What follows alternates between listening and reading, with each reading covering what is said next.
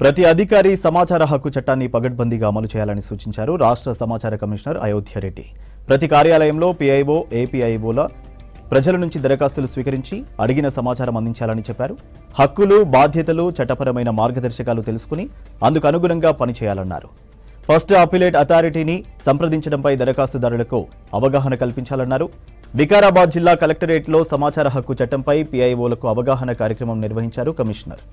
రాష్ట్రంలో పెండింగ్లో ఉన్న 17,000 దరఖాస్తులను పూర్తి స్థాయిలో పరిష్కరించాలనే లక్ష్యంతో జిల్లాల్లో పర్యటిస్తున్నామని తెలిపారు.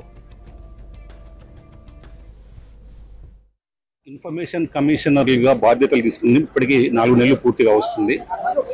2.5 ఏళ్ల పాటు కమిషనర్లు లేకపోవడం వల్ల సమాచారం అడిగిన వాళ్ళ పెండింగ్ దరఖాస్తులు చాలా పెరిగిపోయినాయి. ఆల్మోస్ట్ మేము బాధ్యతలు తీసుకున్న నాటికి 18,000 పెండింగ్ దరఖాస్తులు ఉండేది.